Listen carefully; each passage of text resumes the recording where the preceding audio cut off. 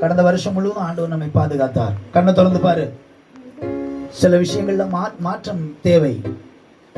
சில காரியங்கள்ல ஒரு மாறுதல் தேவை.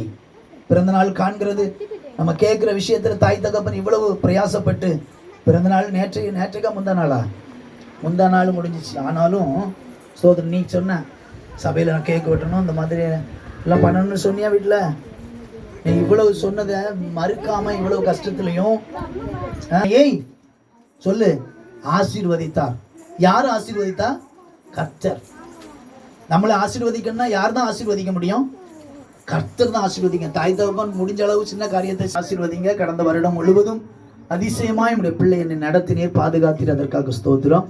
புதிய வருடத்தை காண்கிற அன்பு பிள்ளைய இந்த வருஷத்திற்குரிய சகல நன்மைகளையும் கர்த்தர் கொடுத்து சரீர சுகம், பலன், ஆரோக்கியம், விடுதலைகள், சந்தோஷம், அவள் வாழ்க்கையில சமாதானமான ஜீவிதங்கள், அவளுடைய படிப்பு, அவளுடைய தேவைகள் எல்லாம் நன்மையும் நிறைந்த நாட்களாக பிள்ளைக்கு இருக்கட்டும் என்று சொல்லி சபையாக சேர்ந்து அவளை பிதா, குமாரன், பரிசுத்த ஆவியினுடைய திரியேக நாமத்தினாலே வாழ்த்தி ஆசீர்வதிக்கிறோம்.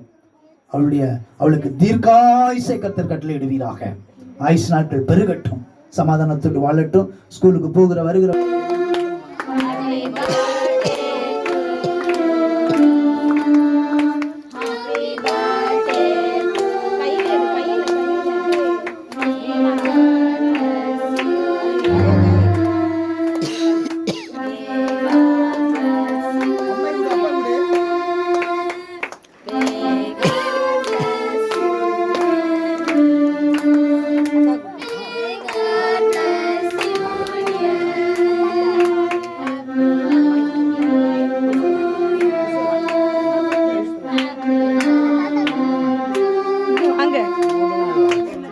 அங்க